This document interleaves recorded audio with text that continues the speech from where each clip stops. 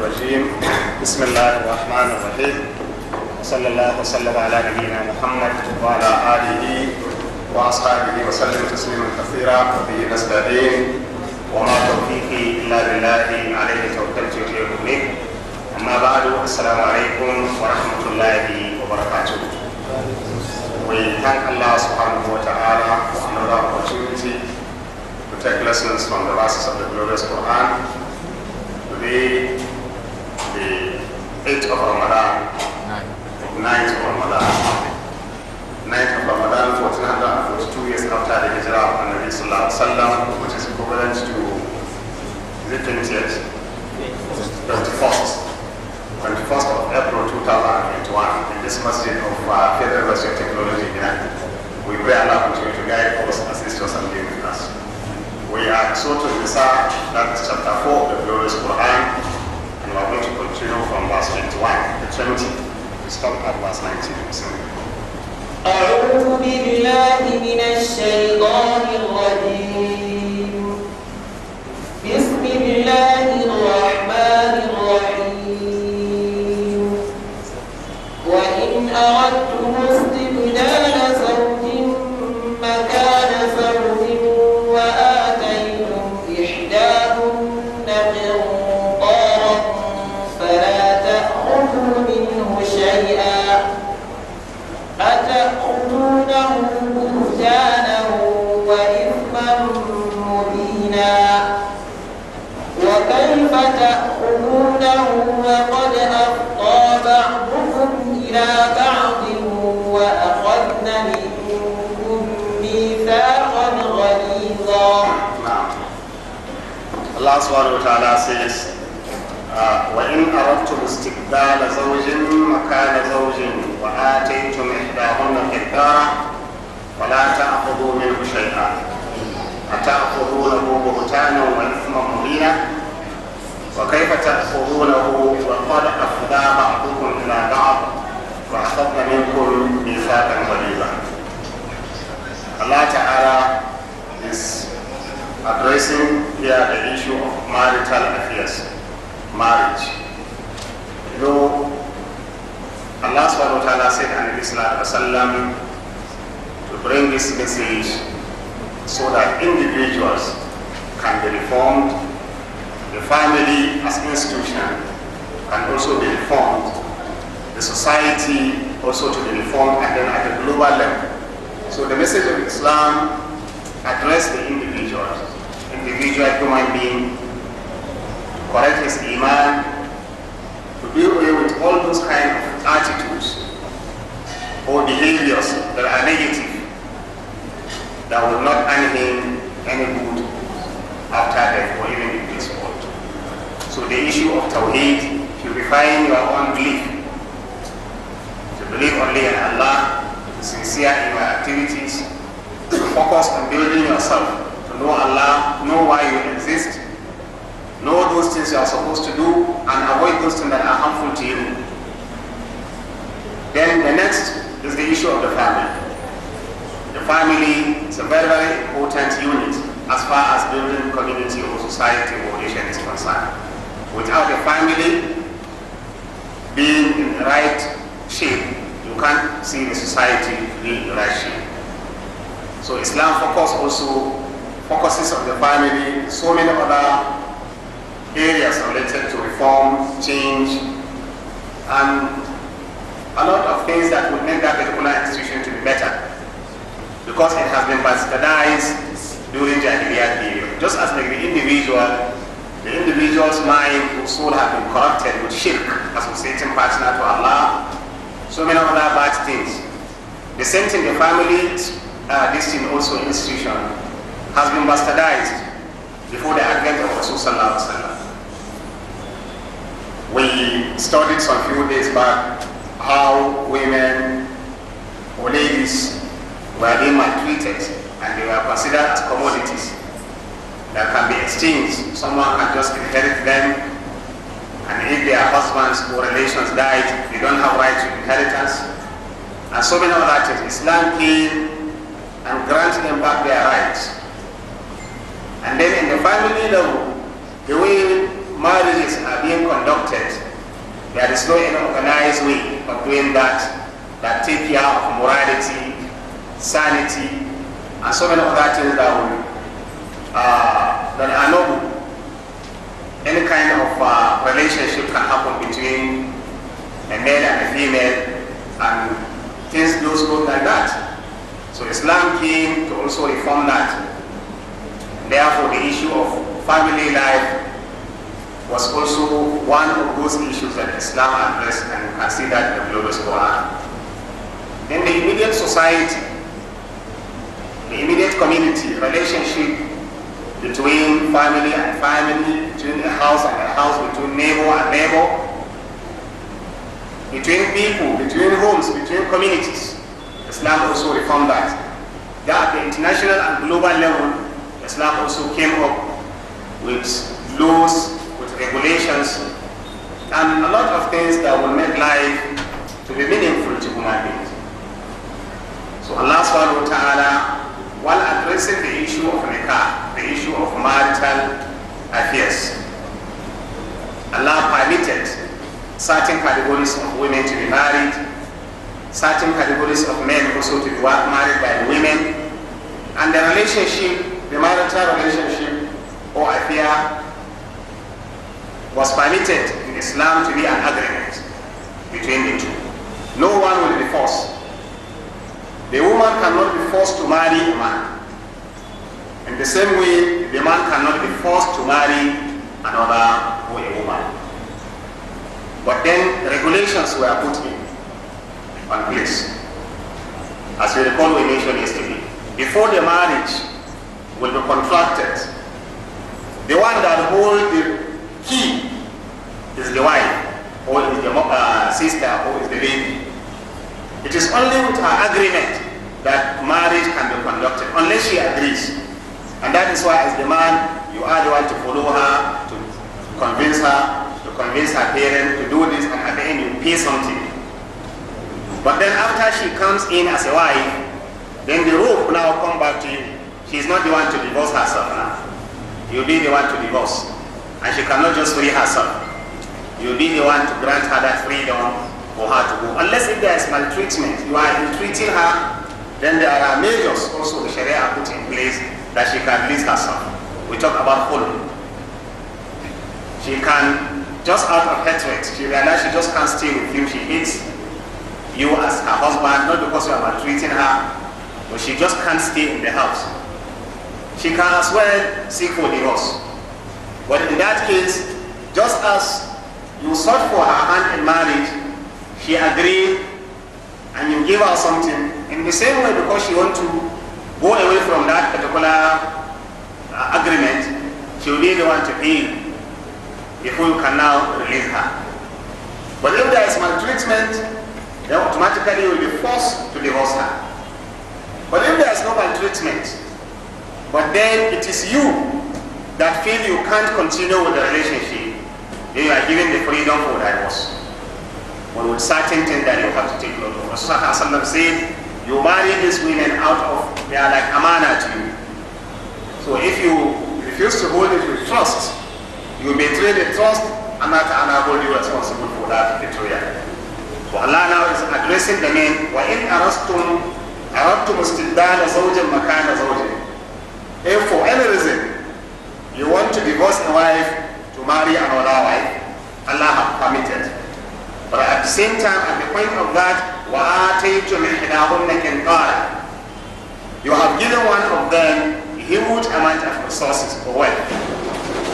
You have spent hugely before the marriage. You spent on her, maybe dowry was so huge. You did a lot of things to her. And then now, the marriage is being broken. Allah said, فَلَا تَأْخُذُوا مِنْهُ شَيْئًا. You don't have right to collect anything back from that. You don't collect anything back from that, and don't collect anything. Allah said, أَتَأْخُذُونَهُ بُهْتَانًا وَإِثْمًا مُبِينًا. Will you go and receive and collect back what you have given her out of injustice and a clear sin? Meaning, it is going to be unfair and unjust and sinful for you to collect back what you have given her if you are the one that is divorcing her. Allah وَقَدْ أَفْضَى بَعْضُكُمْ إِلَى بَعْضٍ. For what reason will you go and collect back what you have given her? وَقَدْ أَفْضَى بَعْضُكُمْ إِلَى بَعْضٍ. After the two of you have exposed one another, to yourselves. She has exposed herself to you, you had an affair with her, you exposed herself to her, you have become male and female, wife and husband. And then you now say, at the end, you are collecting back what you have given her. Allah say, why should you do that? وَأَخَذْنَ مِنْكُمْ مِيثَاقًا غَلِيظًا. And there was between you and them what they have agreed on, a very strong bond. مِيثَاقًا غَلِيظًا. So marriage is a very strong bond that links you between you and her. So why should you now say you are going to collect back that? You look at this, that divorce has been permitted and it's painful. And as we say, permissible, things that are permissible does not mean that there are things that have been instructed that you should go and do. In the Sharia of Islam, there is haram, there is halal, there is something that is wajib or compulsory, there is makruh, detested. So if we say that this is compulsory, like Allah Ta'ala gave instruction, Ya ayyuhalladhina amanu kutiba alaykumus siyam. This is now compulsory. Fasting has been prescribed and made compulsory on you. This is an instruction. So if you refuse to fast, and you are within those categories of people that are instructed to fast, not among those that have been exempted, you become a sinner and you are committing sin because you are given instruction and refuse to carry out the instruction. The same thing if Allah said and warned you, never come closer to this, la taqrabu zina. Don't come closer to zina, and you come closer to it, then you are a sinner because you have violated and you have refused to obey the rules of Allah subhanahu wa ta'ala. Then between the instruction of you to do something and prohibition, there is a wide gap of permissible, the halal. The halal is more in number, what you have been what Allah permits you to enjoy. They are more than the haram. Scholars say the haram are very few. The only things they are tempting. They are tempting, but they are few. You realize that when Allah subhanahu wa ta'ala permitted Nabi Adam, our father Adam, to stay in Jannah, he said, enjoy everything, but don't go closer to one particular fruit or tree. Just one. But all other things, enjoy yourself. But then he was tempted by Shaitan. And Shaitan made use of his wickedness as human being to tell him that this enjoyment he's enjoying may not last if he have not enjoyed that particular fruit. It is through enjoying that particular fruit that his enjoyment will continue to be forever. And you know, this is tempting to human being. Human being has been created as weak, always scared of the next thing, especially losing a benefit. For fear of losing a benefit, generally man or human being can do so many wonderful things, so many terrible things, for fear of losing something. And that's why you don't be surprised for those people that are given a part of leadership or something, they can do so many terrible things for fear of losing that particular thing. So for fear of that, Shaitan came, devil came from different angles and then deceived Adam alayhi salam. After he deceived Adam, Allah subhanahu wa ta'ala drew the attention of Adam. Alam anhakuma antilkuma shajara wa kullakuma inna shaytan lakuma aduwwun mubin. Didn't I warn you, don't go closer to just this tree? And I told you the devil is your clear enemy. So they realized their shortcomings. They say, Qala Rabbana zalamna anfusana wa in lam taghfir lana wa tarhamna lanakunanna min al-khasirin. Oh Allah, we have wronged ourselves. If you will not forgive us and have mercy on us, will continue to be losers. So they instantly confess their sin to Allah, owns up that they have committed wrong, and ask Allah for forgiveness. And in Islam, Allah forgave them the sin from that. We learn from this that if you are weak as a human being, and all of us are weak, and you get tempted to commit wrong, you realize it's wrong, instantly repent. Don't begin to be giving excuses. Adam will have been saying, oh Allah, you know I'm weak, you know Shaitan is very strong, he is the one that did this, I was trying to dodge, but then he did this. You know, these are excuses. If someone commits sin, you have committed sin, say, oh Allah, forgive me. That's rather than giving excuses. So the man is always there. I pray Allah Ta'ala assist us. And that weakness can also be seen even in marriage. In marriage, by the time you marry a wife, or a wife also gets into the house of the husband and her husband, you have to manage that particular weaknesses. The weaknesses of the husband and the weaknesses of the wife. But if the relationship cannot continue, then among the permissible that we say there are many that Allah have given, one of that is that you can separate. You have not committed sin. But with the condition that separation should not cause harm to any. Neither harm to the husband, nor harm to the wife, or harm to the children. All should be protected. And that is why the provisions are all there. For the children to be protected, for the wife to be protected, for the husband also to be protected. The only thing is that this particular contract has come to an end. But as I said, it's not what? An instruction. It falls among the permissible. So I pray Allah Ta'ala assist us. So divorce is permitted in Islam, but under all these conditions. It is not correct that people now take divorce as things for granted. You just marry a wife and you just wake up and then you divorce her, you don't mind the kind of condition or situation you are putting her, or putting the family, your children, or even the society itself. In the same way, the wife also, with the slight thing she will be seeking for divorce, it is not also correct. You have to look at so many other factors. It is only if the state can never be good for any one of you, or for one of you, that then you can take the you can begin the process. And even the process of disagreement, we have mentioned where Allah said, "La yafruqu mu'minun mu'mina." A believer should not just hate a believing woman because she has offended you, she has done something, just hate her completely. So say no. If you hate some habits in her, there are certain habits in her that are also good. She can't be 100% bad. And that was why you even saw her and you agreed to marry her. So the same way, the same thing also to the wife. Your husband can never be 100% bad. He can be bad to certain limits, but there are certain benefits also in him. She can also be bad to certain limits, but there are certain also benefits in her. So to patiently remain together, that is what is loved by Allah subhanahu wa ta'ala. Not for you to be separated and be divorced. May Allah assist us.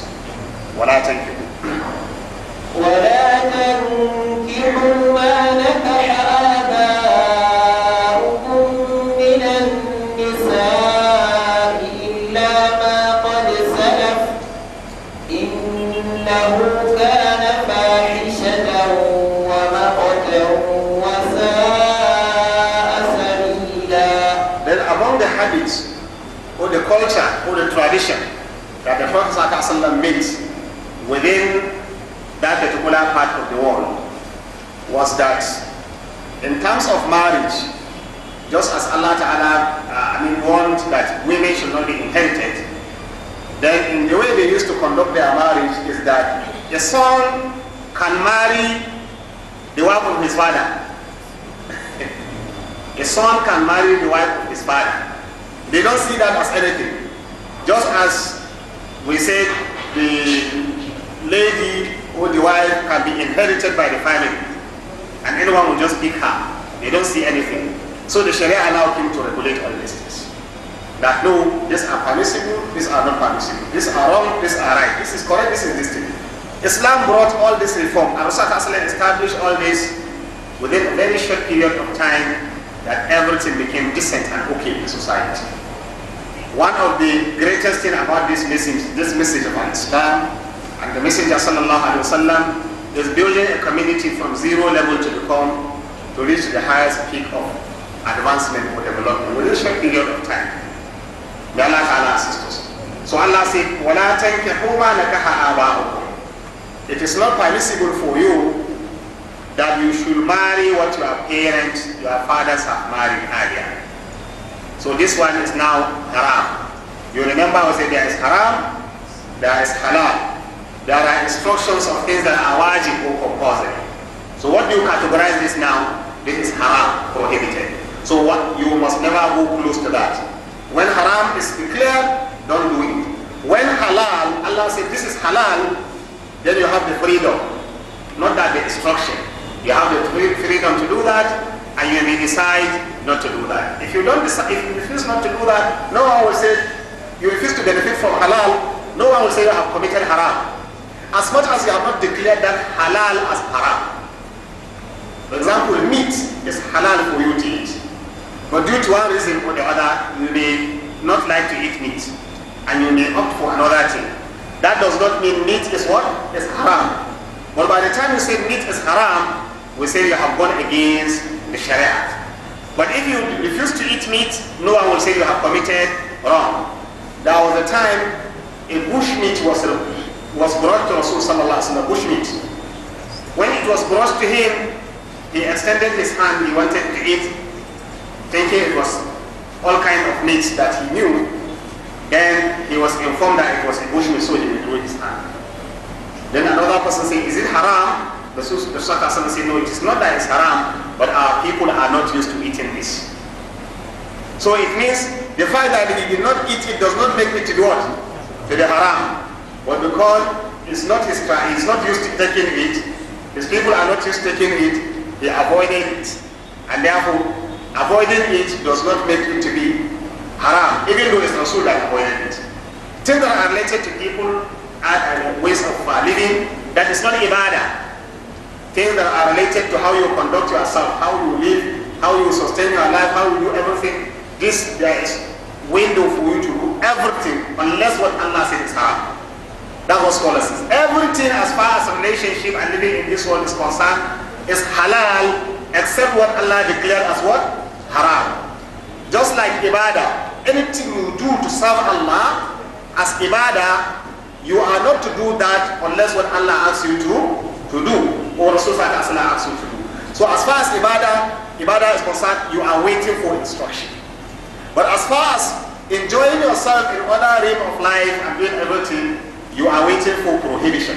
If you are not prohibited, you are not denied, then you go ahead. And that gives rooms for a lot of things in this world to be created, to be innovated, to be utilized, and so many other things. You have a lot of opportunities to enjoy yourself, like the type of clothes you wear, the type of technology you enjoy, the kind of all these things. As I was saying to some of our colleagues, there's an innovation, a bid'ah we need. Very important bid'ah that we need. What is the bid'ah? The bid'ah in terms of creating things we need for this world, not bid'ah in ibadah. Innovative thinking, do you get that?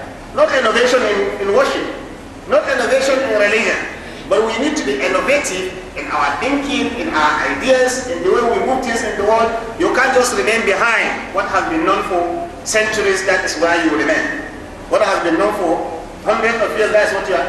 As far as developing the world is concerned, as far as advancing and making rooms and opportunities for people to enjoy is concerned.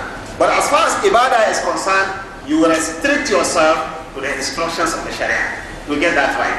So Allah subhanahu wa ta'ala now declared that وَلَا تَنْكِحُوا, this is now a prohibition.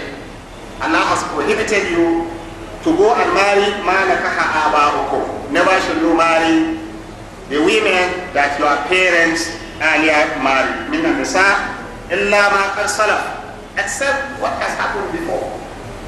What has happened before? Because this tradition has been there.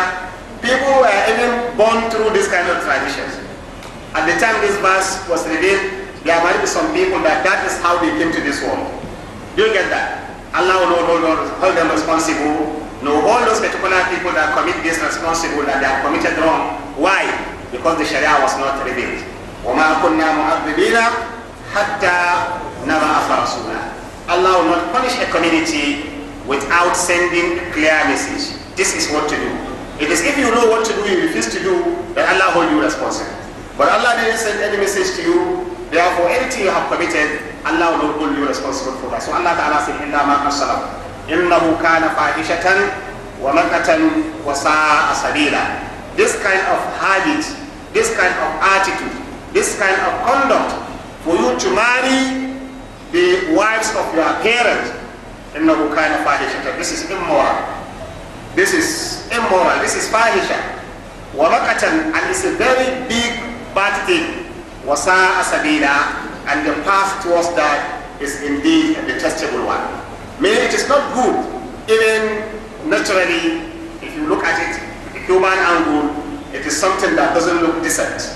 Then in the Sharia, Allah Ta'ala has prohibited that. Never should you marry those people that your parents have married. حرمت عليكم أمهاتكم.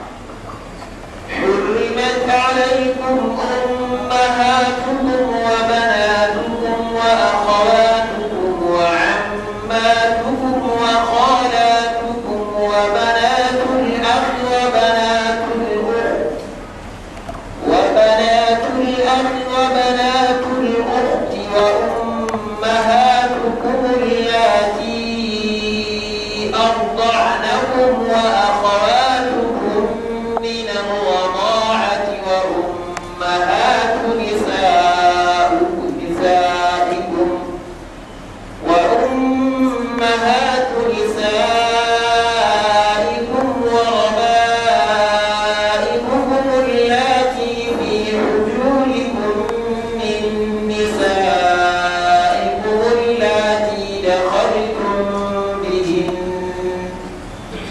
فإن لم تكونوا دخلتم بهن فلا جناح عليكم وحلائل أبنائكم الذين من أصلابكم وأن تجمعوا بين الأختين إلا ما قد سلف إن الله كان غفورا رحيما. Then Allah subhanahu wa ta'ala here listed some categories of women that is prohibited. They are prohibited for men to marry due to one reason or another. As we said, the permissible is more wider in scope than the prohibited. So Allah listed this. And after Allah listed all those ones that are prohibited you to marry, by implication we'll see later that all those ones that are not included here is, you are permitted to go and marry yourselves. Wife, to be your wives as men or as husbands. So Allah subhanahu wa ta'ala said, حرمت عليكم أمهاتكم وبناتكم وأخواتكم وعماتكم وخالاتكم وبنات الأخ وبنات الأخت وأمهاتكم اللاتي أرضعنكم وأخواتكم من الرضاعة وأمهات نسائكم وربائبكم اللاتي في حجوركم من نسائكم اللاتي دخلتم بهن فإن لم تكونوا دخلتم بهن فلا جناح عليكم وحلائل أبنائكم الذين من أصلابكم وأن تجمعوا بين الأختين إلا ما قد سلف إن الله كان غفورا رحيما. Allah listed this. Scholars divided this list into three. That means three categories of people or women that should not be married. One are those that you have direct blood link relationship with. That is an-nasab. And then the second category are those that you are linked to them with them through marital relationship. That is an-nikah. Then the third category are those that you are related through breastfeeding, taking the milk of the same woman. So these three categories of group or three groups, that those that belong to that particular group should not marry one another, are the ones that Allah now listed. Allah said, حُرِّمَتْ عَلَيْكُمْ أُمَّهَاتُكُمْ. Your own mothers have been made prohibited for you to marry. وَبَنَاتُكُمْ. And your mothers, you cannot marry your mother. And the same thing applies to your grandmother. Do you get that? You remember when we were discussing about inheritance? So the position of mother, the position of grandmother also provide that. So one cannot marry his mother as well as grandmother. This is prohibited. وَبَنَاتُكُمْ. The same thing, it is prohibited for you to marry your daughters. And then by implication, your daughters and who? Your granddaughters. So it is prohibited for you to marry them as well. وَأَخَوَاتُكُمْ. And it is prohibited for you to marry your sisters. These sisters can be full sisters or half sisters. It is prohibited for you to marry them. وَعَمَّاتُكُمْ. And the sisters to your fathers, they are prohibited also for you to marry sisters to your own fathers. It is prohibited. Sometimes you can see a very young sister to your own father, and you can be elderly, and you may be enticed towards her, for example. It is prohibited for you to marry the sister of your own father. The same thing, وَخَالَاتُكُمْ, and the sisters to your own mothers. Whether they are full sisters or they are half sisters to your own mothers, it is prohibited for you to marry them. وَبَنَاتُ الْأَخْ, it is also prohibited for you to marry the daughters of your brothers. The daughters of your brothers. Your brothers give birth to children, then it is prohibited for you to marry a daughter of your own brother, either a full brother or a half brother. وَبَنَاتُ الْأُخْتِ, the same thing, the daughters of your sisters, whether they are full sisters or they are half sisters. It is prohibited for you to marry the daughters of your sisters.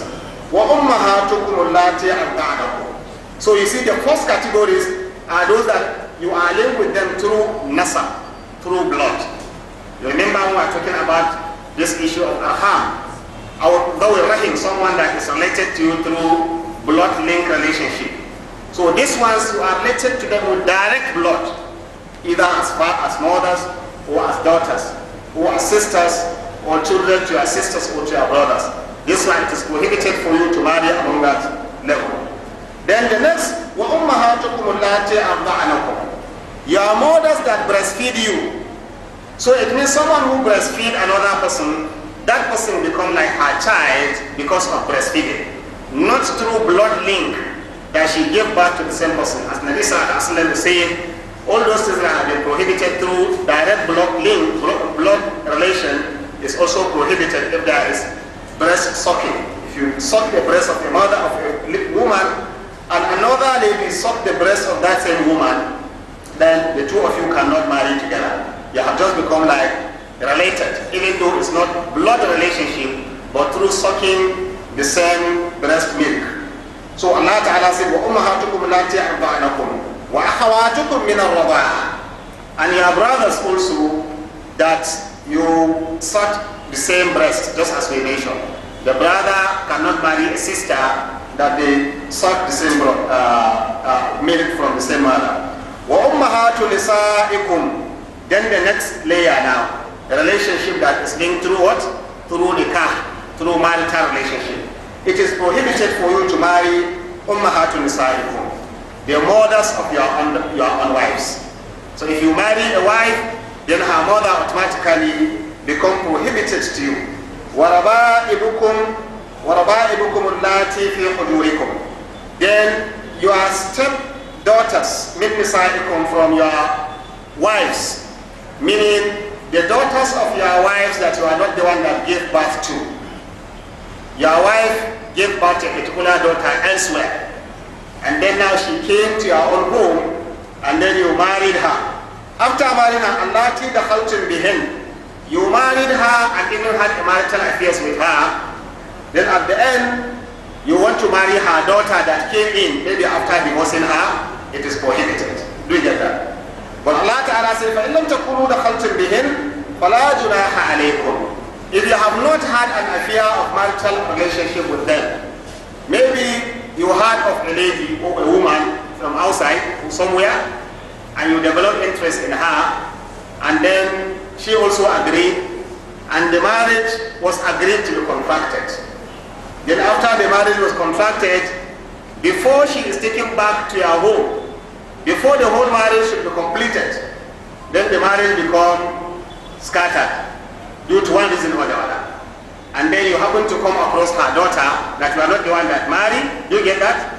You can marry this particular person, because the one that now that particular arrangement for marriage was arranged have not yet become a full wife to you.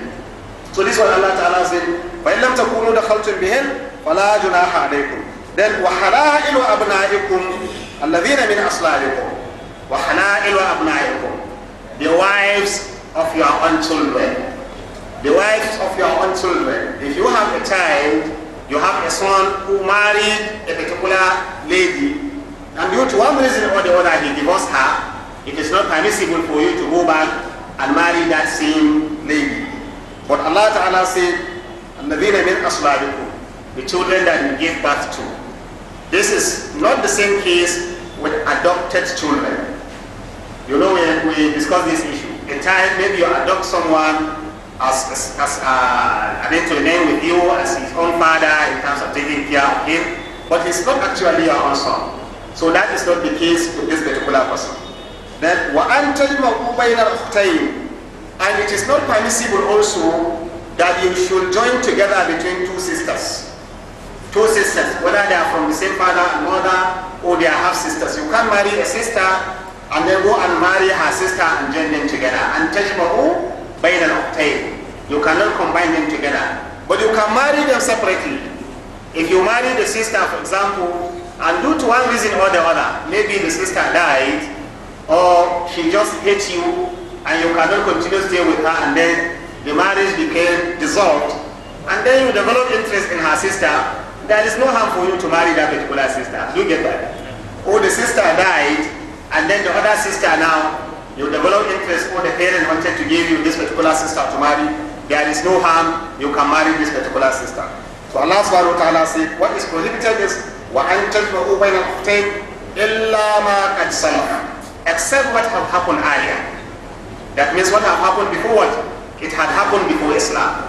Because that kind of relationship usually existed, before the advent of Islam. So Allah will not hold you responsible for that. Allah subhanahu wa ta'ala said, إِنَّ اللَّهَ كَانَ غَفُورًا رَحِيمًا, Allah is fully forgiving and fully merciful.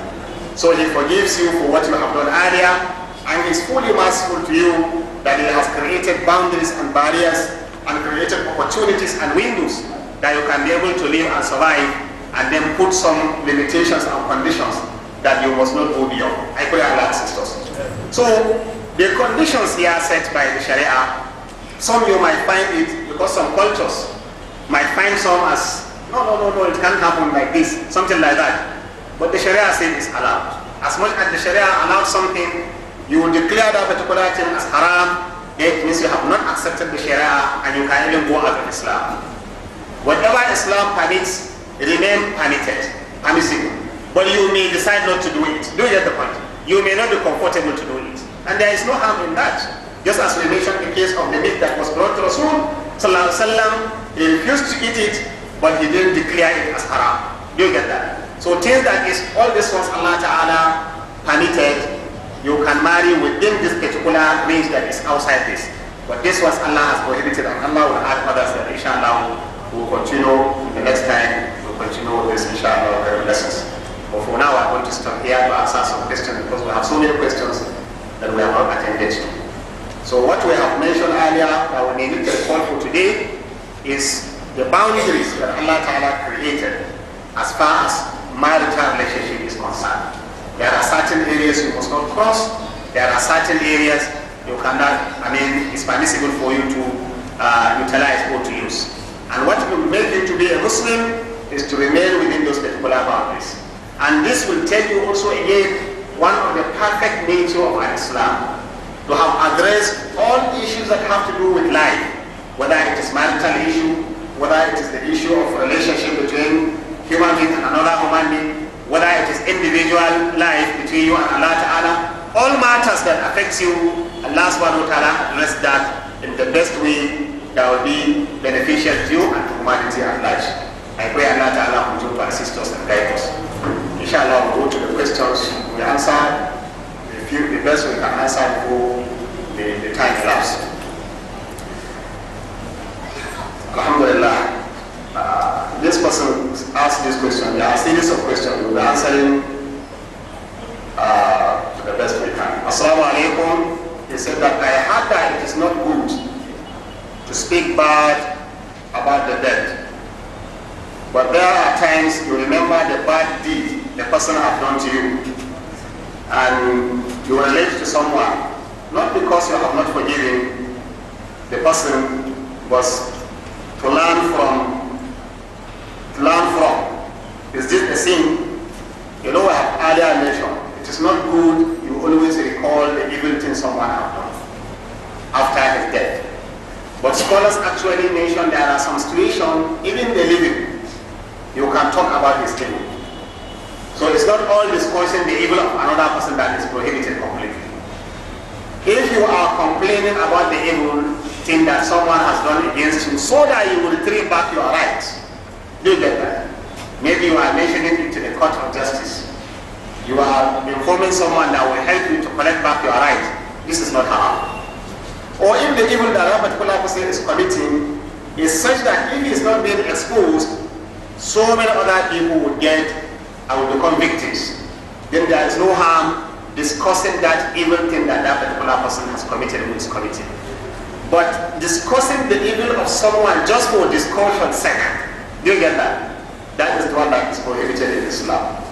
So if someone will have died and then you are discussing his evil so that others should not go into that, what is the best thing in Sharia is that you don't mention his name, but you mention the evil that people usually do. And that's why you see the Prophet ﷺ, sometimes we stand up in the midst of compulsion, Ma balu al-awam yaf'aluna kadha wa kadha. What is wrong with people? They do this and that. Sometimes the person that did that is in the presence of Rasul.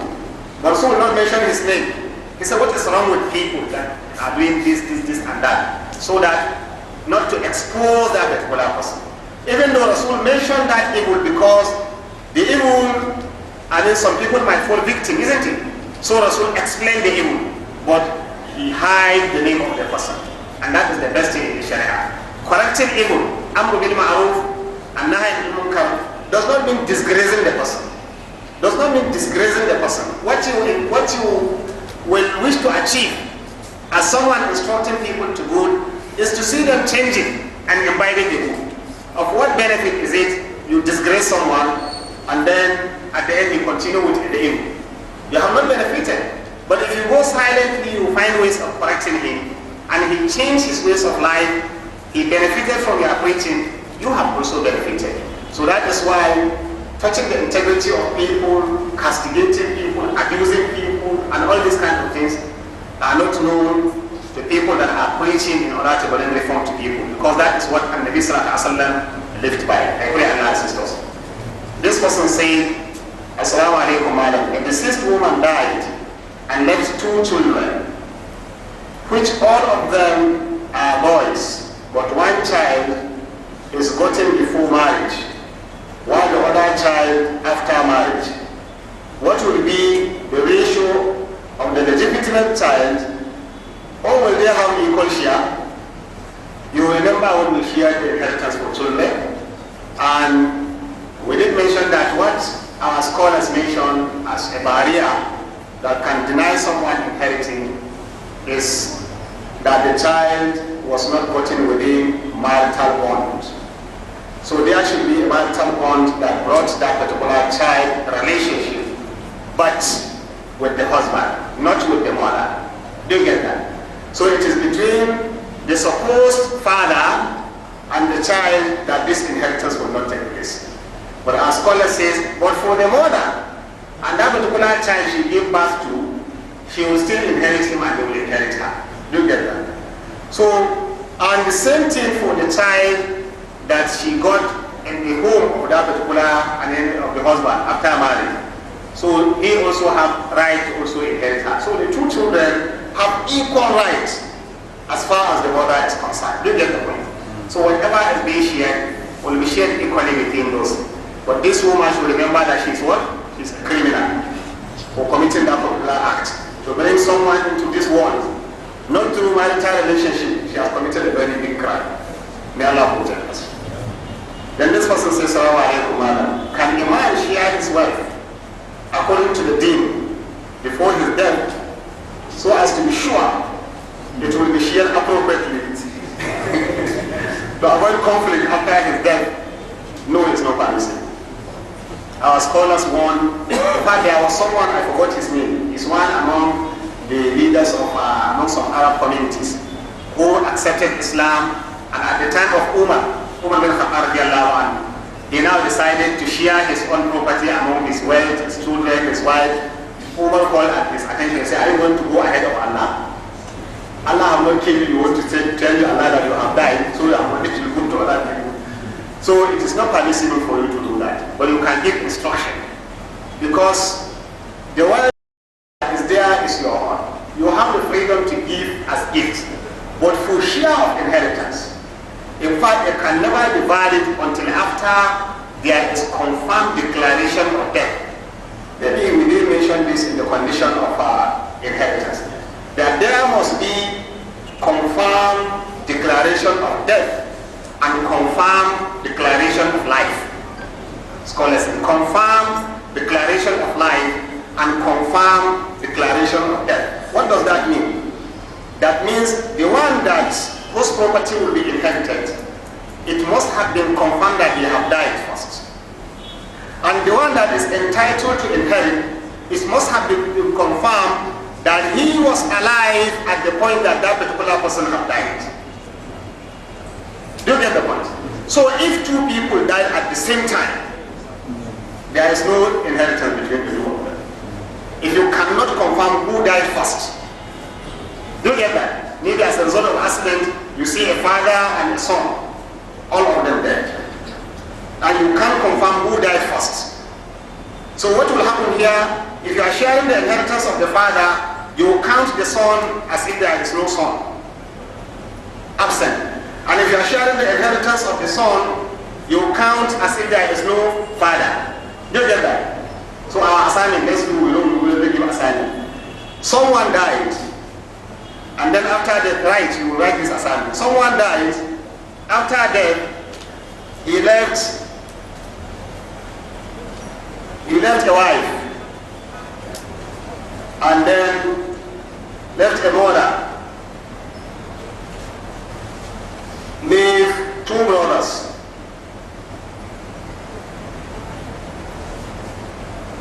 This person that died, he died together with his father. He died together with his what? With his father. So how will you share this inheritance? What will be the ratio of the wife now? 1/4. Why is it 1/4? Outside of children. Then what will be the share for the mother? 1/6. Why is it 1/6? If that particular father had been alive, do you get that? Will the ratio change? If the father is alive, why will the ratio not change? Because of presence of brothers. That is what I want. Do you get the point? If there are no brothers, do you remember? If there are no brothers, then the share of the father, if the father had been alive, will be what now? The share of the father. Remember, that is with Tafseer. Do you get the point? And the mother now will get what? Because there is no son, so the mother will get 1/3. That's very good. So if you declare someone dead, you count him out. And the same thing if a woman is pregnant. If a woman is pregnant and she gives birth to a child, scholar says the best is that a pregnant woman her inheritance should not be shared. That's the best. Do you get that? Then anytime she gives birth to the child, what should be confirmed is, did the child drop alive? If the child dropped alive, even after 1 second he died, do you get that? That child is entitled to inheritance. Do you get that? So that child inheritance now, he will inherit his part, and then the mother will come back and inherit from him, and his siblings will also inherit from him. Do you get that? But if the child dropped dead without breathing, our scholars then will say without cry, because that is the sign of living. So if he drops without any cry or without a sign that he is living, he is not entitled to any share of inheritance. So I pray Allah assist us. So the next question, this man said, peace be upon you, man, peace be upon all of us. What is the best way to recite your Fatiha and Surah while observing Nafila or Qiyamul Layl? Is it silently or openly? Qiyamul Layl or night Salat, the best way of recitation is to be open. But if you recite it silently, there is no harm. And the observe nawafil in the daytime is to recite it silently. But even in the daytime, if you recite it open, there is no harm. Do you get that? So as far as nawafil is concerned, the issue of open recitation and silent recitation doesn't call for either qabli or ba'di. Do you get that? But I always used to make this emphasis. What is silent recitation? There are some of us that what they are doing is not silent recitation, but they are just reflecting and thinking. Imagine someone observing salat and he did like this. Just look at me. He is thinking. Because recitation, silent recitation, your lips will be moving. You are not hearing, isn't it? This is silent recitation. And there is silent recitation that is more silent like this one, and a silent recitation that is a little bit high.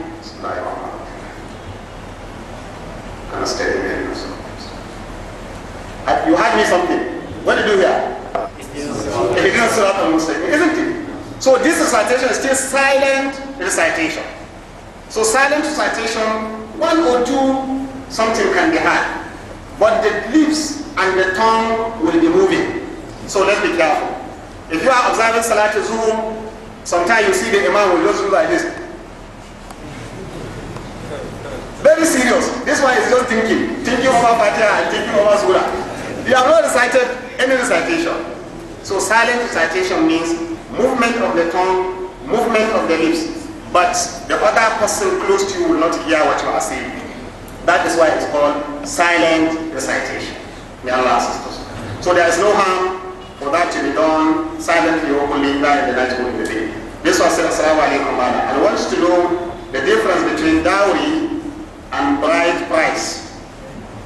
On today's discourse, a woman is to set herself free from a marriage. Is it the dowry or the bride price that is to be refunded to the husband?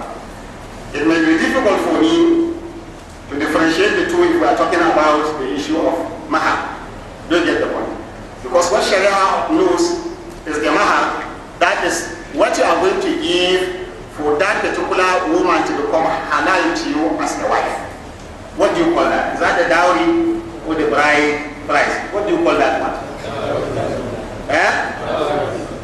The dowry, isn't it? Or the bride price? The bride price. Some say it's the bride price. Some say it's the dowry. So you see, that's why myself I will be confused. But what I said is the mahar.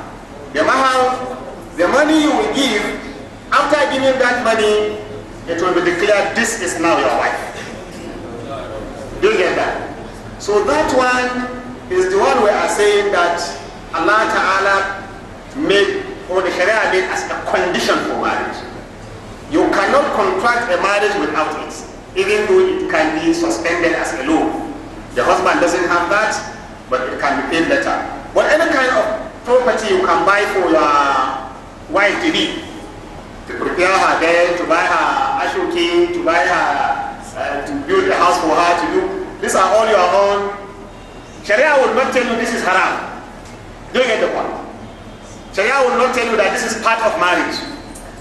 So it's left for you if you decide to think that you want to do that in order to be good to her, or she prefers that it should be good to her to do that, and you agree, Sharia cannot. You remember when we were talking about the boundaries between halal and haram. Halal is vast distance, very wide. And Allah Ta'ala wants us not to declare something that He has not said haram, haza halalun wa haza haram. Do you get the point? If it has not been declared as haram, then it is not haram.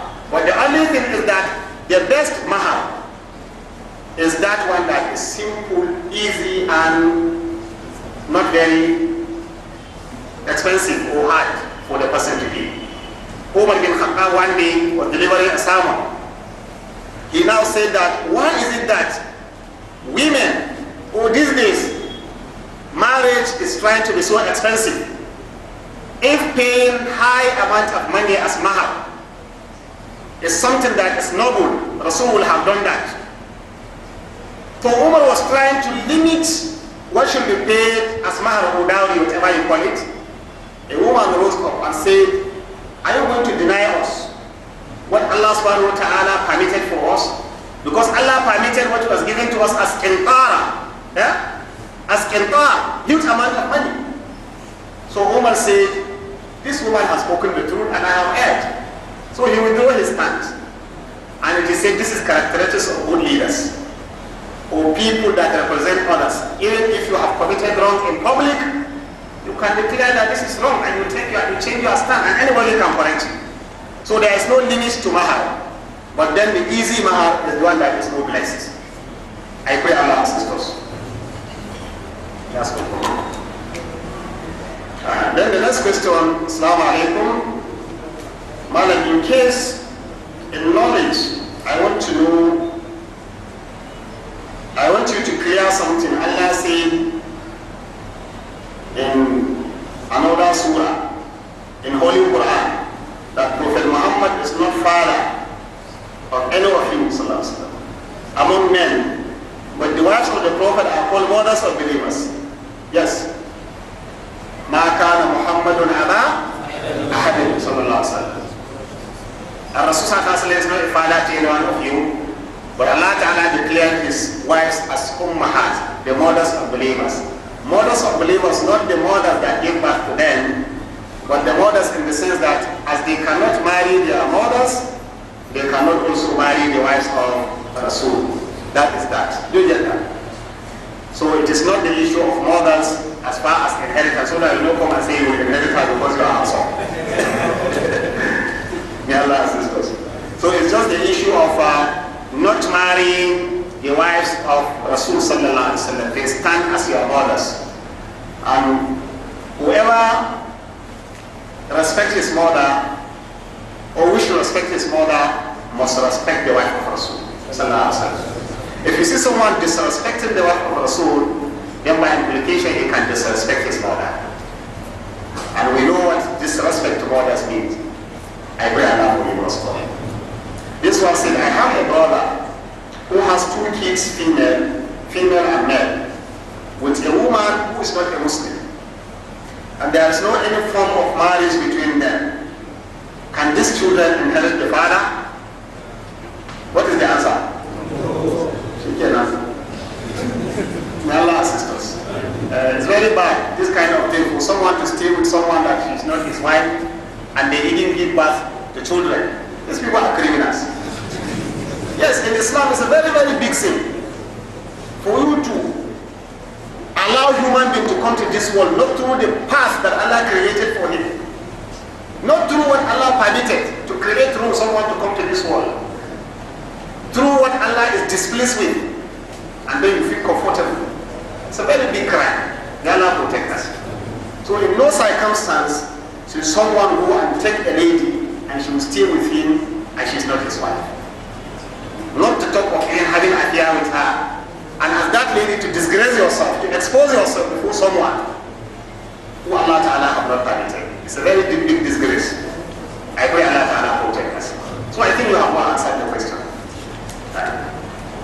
Then this one says, Assalamu alaikum, may Allah continue to guide and preserve you on goodness. And my question goes thus: if a married woman has an affair with another man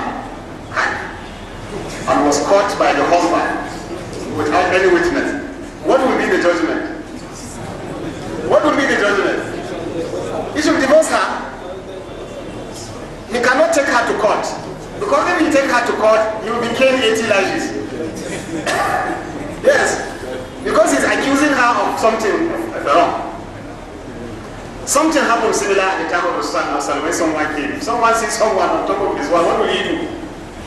If he takes sword and attack this person, he will have done another thing, because he will be held as someone who kills. And if he leave him and say he want to go and call witness, it's another big problem. And if he should watch this thing happen, it's another big problem. So what will happen? It's a very terrible thing. Why I said he should divorce her? Yes, I'm clear on that. Because Nabi Sallallahu Alaihi Wasallam said, La yadkhulul jannah ad-diyuf. It's a hadith, isn't it? Someone who established evil on his wife, he knows she's committing evil, and he doesn't feel anything. This person will not be admitted in Jannah. Cannot be admitted in Jannah. You allow your family to be committing all kind of immoral acts. You know it, and you don't frown at it. But then, it is is my advice that I say divorce her. But if you decide to hold her, you have not violated the Sharia. Do you get that? You have not violated the Sharia if you hold her. You can hold her, by chance you will change, and then you talk to her, but that confidence between you and her, will it continue? It may happen. And even the children you begin to be getting, you will always be having doubts. And anytime you see her trying to go somewhere, the man will always be believing that maybe she's going another place. And this marriage is based on trust. Trust her, let her trust you. And that is why even you as a husband, you must do anything that will create suspicion between you and her. It's also evil for you to now begin to be doing something that she will be suspecting you committing something with. It's also bad. I pray Allah assist us. And Nabi Sallallahu Alaihi Wasallam, one day was in masjid. One of his wives visited him. When he was escorting her, some companions saw him in the night. They were trying to run away. He said, come, Allah is looking. Wait. He said, this is my wife. They said, subhanallah, Allah, confidence. He said, no. Shaitan goes around human beings like the blood goes around. So that he will not put some things in your mind. This is my wife. So clarify yourself before people. It's better. Don't say, let them say whatever they are going to say. No, let them not say anything. It's better clarify yourself. It's better. It makes the society to be decent. It makes the society to be good. People will appreciate one another. But by the time there is suspicion, we discussed this sometimes back. Any society that is built on suspicion, that society can never progress. And that is why even as a country, as a nation, Nigeria, by the time this tribe is suspecting this tribe, this state is suspecting this region, forget about development. You can't go anywhere. If there is that kind, you can't build, don't have confidence on one another, development can never come your ways. And that is why Sallallahu did all his school within his life, Sallallahu to ensure that Muslims have confidence on one another, so that together we can move. And even as a country, and that was why like David Voice also was mentioning, this issue of tribal, Yoruba, Igbo, Igwari, Nubi, Hausa, Fulani, as much as we are all Muslims, we are all Muslims. Tribal, this thing is not our affair. ليس منا من دعا إلى عصبية، وليس منا من قاتل على عصبية، وليس منا من مات على عصبية. Whoever is calling towards all these sentiments, tribal sentiments, fighting tribal sentiments, investing resources, tribal sentiment, I also say we have nothing to do with such person. We are brothers linked through our Islam. And we have seen that even at the lifetime of Rasulullah. So don't create room for suspicion. If you see your wife committing that evil and you cannot establish witness, it's left between you and if you can sustain her too. But the best is, I pray Allah give it to us all. This person saying, okay, this is a question. This one says, Assalamu alaikum, may Allah reward you with abundantly. Sometimes in the case of polygamy, where there are issues and complaints between two wives, sometimes in order to free your mind, you are forced to narrate your problem to another friend or a relative. Is it backbiting or gossip? Yes, it can be gossiping also. Talking the evil of your wife before someone. Unless if you are talking in order to go and what? And correct her. But just sit down and start discussing the evil things your wife is doing to you to another person. It's gossiping. Don't say she has done it to me. It's still gossiping. Unless if you are discussing, probably for him to advise you on what to do. Do you get that? To advise you on what to do. Or to find steps of correcting her. But as much as it's just for discussion's sake, it is gossiping. And it is prohibited in Islam. May Allah assist us. Why you can discuss your affairs to another person that have interest in correcting you. Allah subhanahu wa ta'ala was discussing in the glorious Quran when there is a problem between the couple. Allah ta'ala said, فَبْعَثُوا حَكَمًا مِنْ أَهْلِهَا وَحَكَمٍ مِنْ أَهْلِهِ وَحَكَمًا مِنْ أَهْلِهَا إِنْ أَرَادُوا إِصْلَاحًا يُوَفِّقِ اللَّهُ بَيْنَهُمَا. You can invite someone from her family or someone from his family so that you discuss the issue. If they actually intend rectifying things, Allah will show them the way out. So you can then, it means you can discuss with another person, especially relation, that will assist in correcting that particular problem. This one says, Assalamu alaikum. Is Tarawih compulsory? Is it compulsory? So it's not compulsory. And is investing in cryptocurrencies halal or haram? Investing in cryptocurrency, is it halal or haram? Is haram, you say? Is halal, you say? Today, I entered my class today. I was trying to give this thing. I asked that the percentage of the youth among them that I eat. They said almost all of them I eat. So sincerely, I don't have clear answer to this because I'm not an expert in this area. I don't know much. So try to find out. But I rely more on the stand of the government that it has banned. I think government's stand is that it is not acceptable by the law of the land, isn't it? By the law of the land, it's not acceptable. But the other aspects, I don't know. I had one of our great scholar, Madam Bashir, I think Bashir is from Kano. He is very good in terms of Islamic economics. I think I learned someone saying that he said it is not haram. I learned someone saying it is not haram. And I respect his scholarship because he is an expert in that area. But I don't know the nitty-gritty and the details about all these things. I don't know. Prof, you want to say something, sir? Some people among us might be good in this. Please, let's go in. Because I know some people that are good in economics, even if they are not in the field. So yeah, just one prof. I know he's very good in this area. Some of us might be very good. And maybe before the end of Ramadan, I may request, if there is anyone that is very good that can give us the detail about this currency, about the transaction itself, we may appreciate and we give him here to say for some few minutes so that he can talk to us of the details he know about cryptocurrency. And even if he cannot say it is halal or haram, we'll have been informed so that later we can now go and ask our scholars and then do our findings and then see whether it might be halal or haram. Because it may not be everything government will declare is not permissible that may not be haram. Because government may protect its own interest in one thing or another. Do you get that?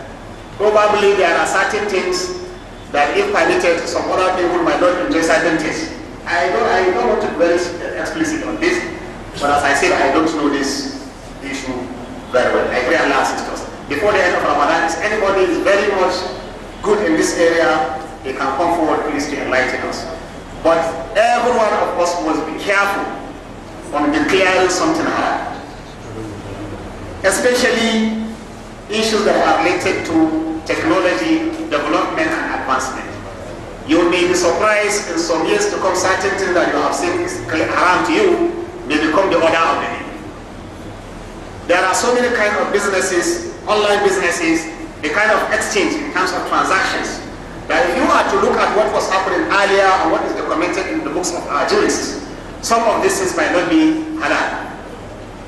Do you get the point? But today, the kind of way we deal with ourselves using the e-world, e-platform, some of these things become the norms. And at the end, the Sharia have the ways of giving room for certain things about this to happen. But the very beautiful thing is that there is nothing Allah declared haram that one day it will become halal. There is no. Or any other thing that Allah Ta'ala declared that it is wajib, that one day that particular thing will be impossible for people to implement. Remember, that was why I was emphasizing that the haram things that have been declared as haram are very little. The haram is the vast distance. And Allah subhanahu wa ta'ala and Nabi sallallahu alayhi wa sallam told us that Allah have declared halal and have declared haram. But وَسَكَتَ عَنْ أَشْيَاءٍ وَسَكَتَ عَنْ أَشْيَاءٍ رَحْمَةً لَكُمْ غَيْرَ نِسْيَانٍ. Allah didn't talk about so many things, not because Allah forgets, but because of Allah's rahmah to give you opening our windows. I pray Allah assist us. So this one can be suspended till later. Okay. So next question here, maybe that may be the last. He said, Assalamu alaikum.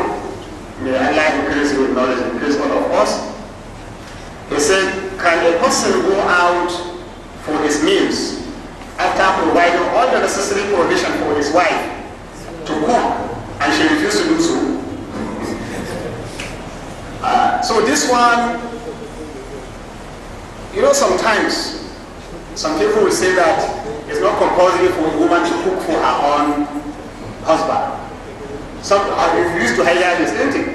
It's not compulsory for a woman to cook for her own husband. Because it's a disrespect for a woman not to cook for her husband. It's a disrespect. Do you get that?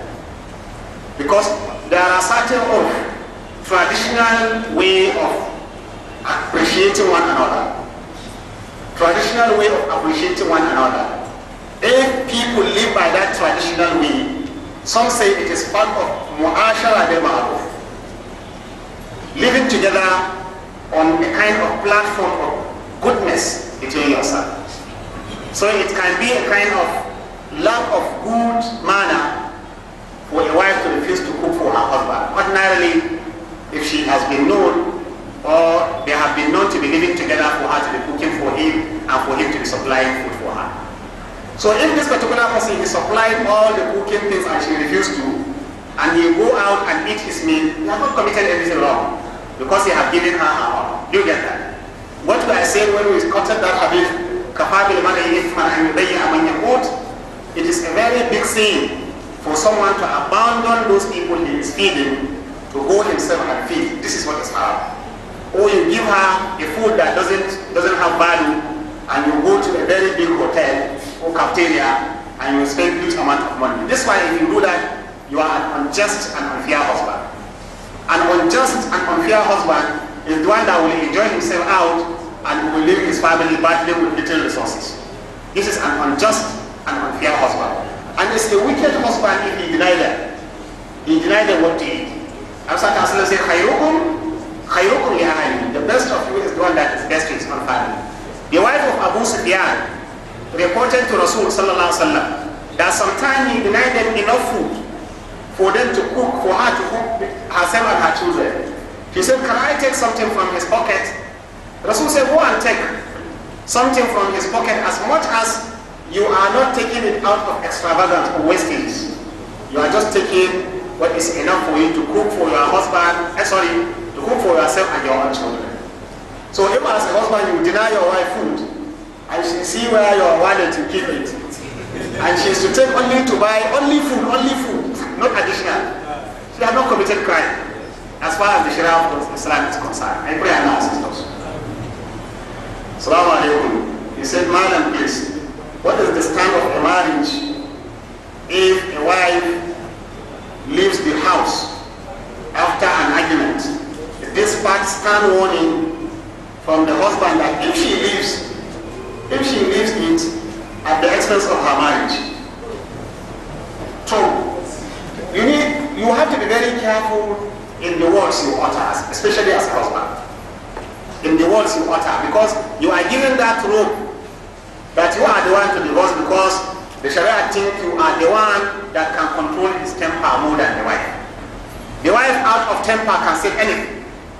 But you as الرجال قوامون على النساء, the one that have authority, it is being said that you are someone that can be able to control yourself in home. So you have to be very, very careful on your utterances. And as I used to say sometimes, if you see a society suffering, that youth are finding it very difficult to marry, who is at fault? Is it the women or the men? Is it the ladies or the gentlemen? Who is at fault if marriage is becoming difficult?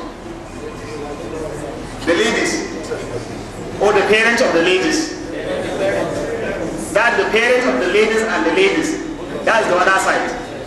But not the one that is seeking for the marriage, isn't it?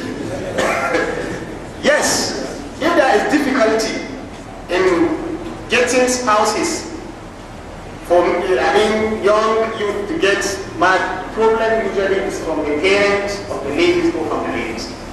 But if there is problem of divorce, who is at fault? Is it the women that are at fault or the men? The men. So if there is problem of divorce in the society, don't be accusing the women. They don't stay at home, they are this and that. No. Problem of divorce is caused by the men. Because they are the ones that are supposed to exercise patience and restraint and to hold that on. So if they cannot hold it, they are the one releasing it. And you have a lot of divorce in the society, is the men that should be accused, or the husband. I pray Allah assist us. So for this particular woman that packed her lot and left the house of her husband, she has committed a very big sin. Because she has gone out of that particular boundaries that Allah Ta'ala have made as a boundary she must stay. That means the boundary in her own home. It is prohibited for a woman to go out to do anything without the permission of her husband. Not to talk of packing her load. But at the same time, if the husband there said that if you pack your load at the expense of your marriage, and she packs her load, then he has to begin to be thinking of another way. Do you get that? Yes. That's the condition. The condition is if you pack your load at the expense of your marriage, then she packs her load. What happened? It's divorce. And that's why I say you have to be very careful. The marriage is something that mithaq al-ghaliza. It's a very big bond that you are holding. I pray Allah protect.